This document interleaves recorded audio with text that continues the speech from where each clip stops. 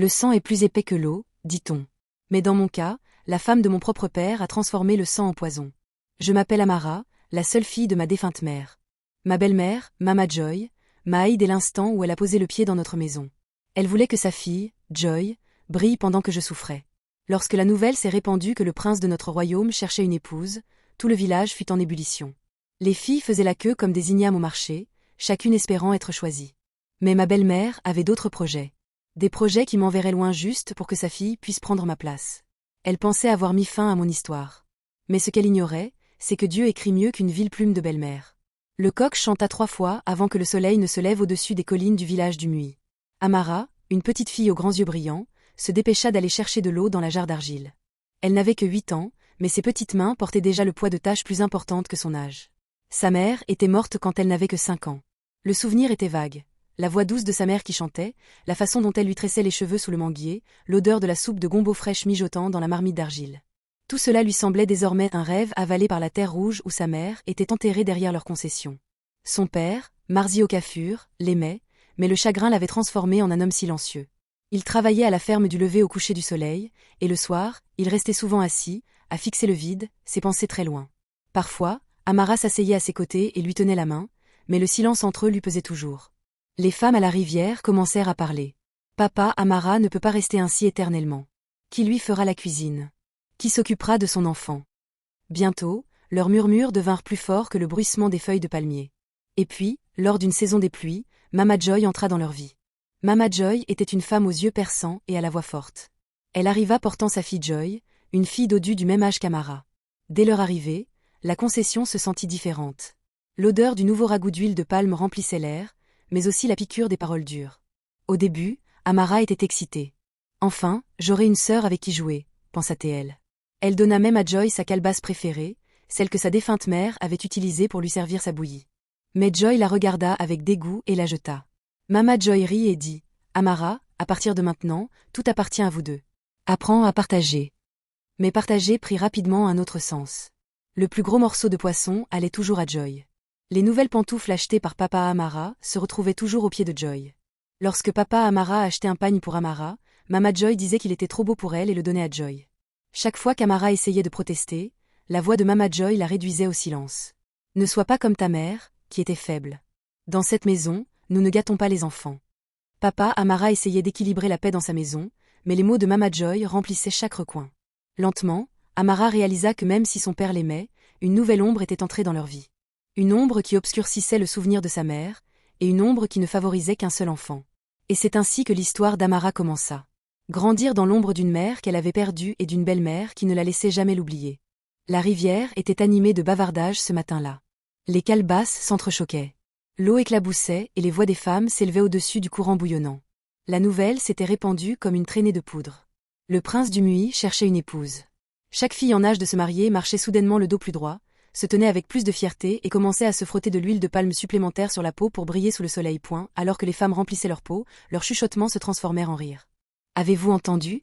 Le palais l'a annoncé. Le prince choisira lui-même parmi les jeunes filles lors de la prochaine fête de la lune. Hachem. Que Dieu ouvre les yeux du princeau, pour qu'il ne choisisse pas une fille avec un esprit têtu. » Le regard de quelqu'un tomba sur Amara, qui se penchait tranquillement au bord de l'eau, rinçant sa marmite d'argile. Son pagne était vieux mais soigné, ses cheveux soigneusement tressés, sa peau brillante grâce au travail à la ferme. « C'est Amara, » murmura une femme avec un sourire entendu. « Si la beauté seule est ce que veut le prince, alors notre village a déjà produit une reine. » Des rires se répandirent parmi les femmes. Certaines hochèrent la tête en signe d'accord, tandis que d'autres la taquinaient joyeusement. « Amara, tu ferais mieux de commencer à t'entraîner à saluer avec un genou comme une épouse de palais. Ne nous oublie pas quand tu commenceras à manger dans des assiettes en or. » Amara rougit profondément et secoua la tête. « S'il vous plaît, laissez-moi. Je ne suis qu'Amara qui va chercher de l'eau et travaille à la ferme avec son père. » Mais leurs paroles la suivirent comme des ombres, et au fond d'elle-même, une étrange chaleur lui emplissait la poitrine. Elle ne s'était jamais considérée comme quelqu'un qui pourrait s'asseoir à côté d'un prince. Sans qu'elle le sache, Mama Joy se tenait non loin derrière, cachée sous l'ombre d'un palmier. Elle était arrivée tard à la rivière et s'était arrêtée en entendant les bavardages des femmes. Ses oreilles lui brûlaient à l'écoute. « Amara, Amara, l'épouse du prince, il faudra me passer sur le corps. » Ses yeux se posèrent sur sa propre fille, Joy, qui luttait pour équilibrer une calebasse à moitié pleine sur sa tête, son visage rond et en sueur. Les lèvres de Mama Joy se serrèrent. Sur le champ, une graine de jalousie germa dans son cœur. Au moment où elle ajusta le tissu sur son épaule et s'éloigna, son esprit bouillonnait déjà de plans. Ce jour-là, à la rivière, les femmes riaient innocemment, mais elles ignoraient qu'elles venaient d'allumer un feu dans le cœur d'une belle-mère cruelle.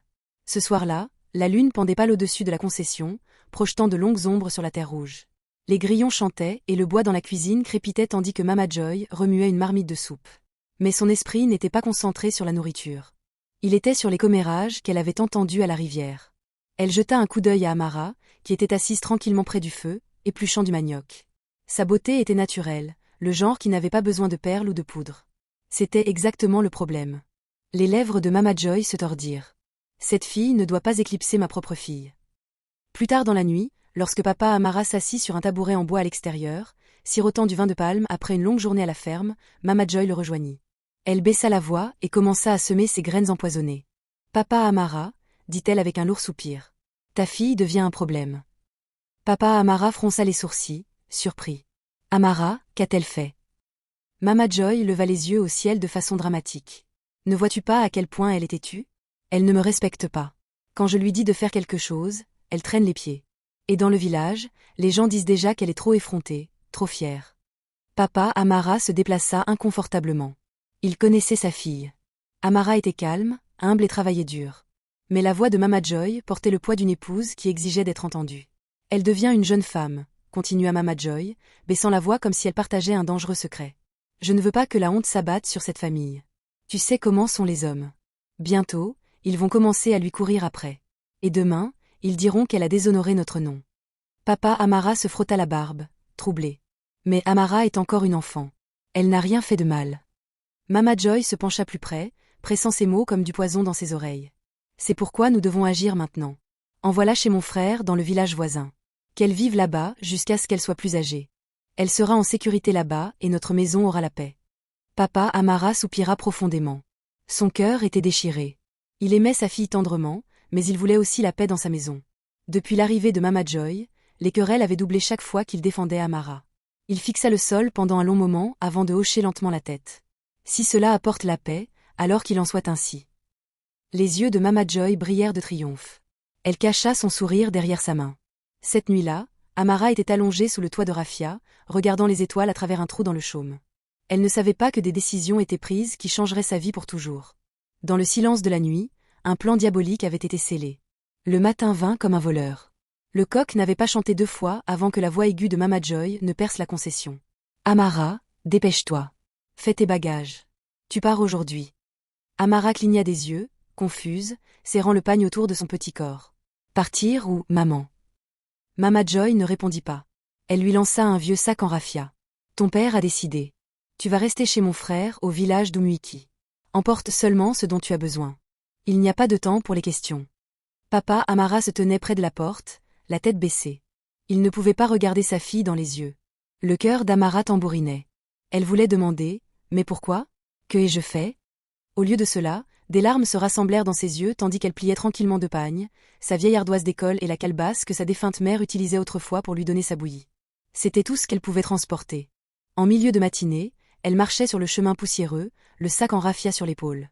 Ses amis à la rivière l'aperçurent et coururent après elle. « Amara, où vas-tu » demanda l'une, essoufflée. Elle essaya de sourire, mais ses lèvres tremblaient. « Ils disent que je dois aller vivre à Umuiki chez des parents. » Les filles échangèrent des regards inquiets. L'une d'elles, Ngwa, la serra fort dans ses bras. « Ne nous oublie pas. N'oublie pas Umuishi. » Les larmes d'Amara coulaient librement. Elle jeta un dernier regard à la concession de son père. Mama Joy se tenait fièrement devant, les bras croisés, Joy regardant derrière elle avec un sourire suffisant. Papa Amara restait à l'intérieur, trop honteux pour sortir. À cet instant, Amara ressentit la lourde main de la trahison. Non seulement de sa belle-mère, mais du père qui était censé la protéger. Alors qu'elle s'éloignait, ses larmes tombaient silencieusement sur la terre rouge. Elle leva les yeux vers le ciel et murmura « Dieu, je ne comprends pas, mais s'il te plaît, ne me quitte pas, sois ma mère. Sois ma force. » Le vent bruissait à travers les palmiers comme pour répondre à sa prière. Et bien que ses petits pieds se sentent lourds, quelque chose à l'intérieur de son cœur refusait de se briser. Ce jour-là, Amara fut chassée, mais le destin ne faisait que commencer à tracer son chemin. Tout le village d'Umui était agité. Les mères s'affairaient à attacher des pagnes à leurs filles tandis que les jeunes filles ricanaient nerveusement, ajustant des perles sur leur cou et leur taille. Le prince avait envoyé un mot. Il était prêt à rencontrer les jeunes filles et à choisir sa fiancée. À l'intérieur de la concession de Papa Amara, Mama Joy se déplaçait comme une femme en feu. Elle sortit ses trésors cachés, d'épaisses perles de corail, une chevillère brillante et son meilleur pagne George, qu'elle avait gardé pendant des années. « Tiens-toi tranquille, Joy », aboya-t-elle, étalant de l'huile de palmiste fraîche sur la peau de sa fille jusqu'à ce qu'elle scintille comme de l'eau sous le soleil. « Ah, regarde comme ton corps brille.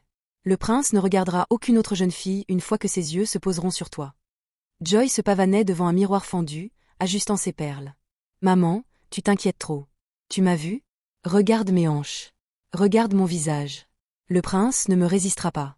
Je suis née pour ça. » Mama Joy frappa des mains avec fierté. « Ça, c'est ma fille. Oublie cette Amara. Elle est partie. Ce trône est à toi. » Lorsque les jeunes filles se rassemblèrent sur la place, leur corps étincelant de bois de camp et d'huile de palme, des perles tintant autour de leur taille. Les mères chuchotaient des prières, chacune espérant que leur fille serait choisie. L'atmosphère était celle d'un festival. Les batteurs tapaient sur les tambours-parleurs, les flûtes chantaient et les villageois se pressaient pour regarder. Les filles se tenaient en ligne, toutes gracieuses, la tête baissée, les sourires timides. Le prince arriva avec ses gardes, grand, beau, son agbada blanc comme le clair de lune, son bonnet rouge fièrement posé sur sa tête. La foule applaudit. Les mères chuchotaient des prières. Les pères hochaient la tête avec fierté. Une par une, les jeunes filles s'avancèrent, s'inclinant bas, leur voix douce et respectueuse. Le prince hochait doucement la tête, ses yeux observant attentivement point vint ensuite Joy. « Maman, regarde-moi » murmura-t-elle avec un sourire narquois avant de s'avancer d'un air suffisant comme un paon. Son pagne se balançait, ses perles de taille tintaient bruyamment comme pour annoncer son arrivée. « Salutations, mon prince » déclara Joy, levant haut le menton, les mains sur la taille. Elle ne s'inclina pas. Elle ne sourit pas doucement. Au lieu de cela, elle se tint droite, poitrine en avant, comme si elle était déjà la reine du Muy. La place devint silencieuse. Les mères haltèrent. Les pères échangèrent des regards. Les yeux du prince se plissèrent. « Est-ce ainsi que tu salues tes aînés » demanda-t-il calmement. Joy secoua ses cheveux tressés et rit. « Mon prince, je pensais que vous remarqueriez la confiance avant tout.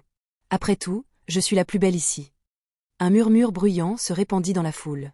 Certains riaient, d'autres secouaient la tête. Même les batteurs manquèrent un battement. Le prince se redressa, sa voix profonde portant à travers la place. « La beauté sans respect est comme une soupe sans sel. Elle n'a aucun goût. » La foule éclata de rire. Les femmes applaudirent. Certaines jeunes filles se couvraient la bouche pour cacher leur rire. Joy se figea, son visage brûlant de honte. Mama Joy, debout à l'arrière, sentit son fier sourire fondre comme de l'huile sur le feu. Elle serra son pagne fermement, son cœur battant la chamade. Ce n'était pas le moment glorieux dont elle avait rêvé.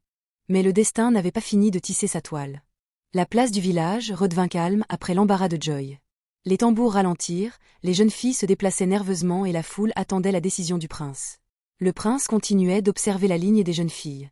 De beaux visages, une peau brillante, des mouvements gracieux. Pourtant, son cœur restait insensible. Il se pencha légèrement vers son chef de garde. « Avez-vous remarqué ?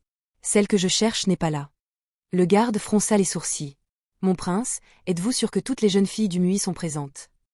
Le prince secoua la tête. Son esprit revint à un matin tranquille à la rivière quelques semaines auparavant.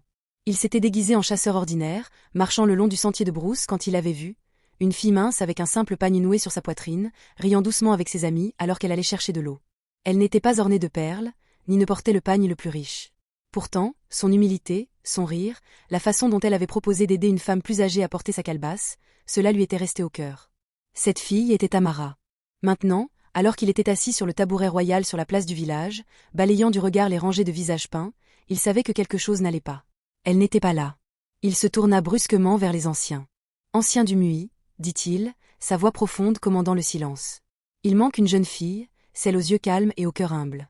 Où est-elle » Les anciens échangèrent des regards perplexes. « Mon prince, toutes les jeunes filles du village ont été convoquées. Aucune ne devrait manquer. » Mais le prince secoua la tête. Sa voix devint ferme. « Non, il en manque une. Je l'ai vue il n'y a pas si longtemps à la rivière. Elle était différente, humble, douce. Elle se tenait avec grâce sans le savoir. Elle a donné de l'eau à une vieille femme avant de remplir sa propre calebasse. Ce genre de cœur ne peut être caché. Où est-elle » Des murmures se répandirent dans la foule.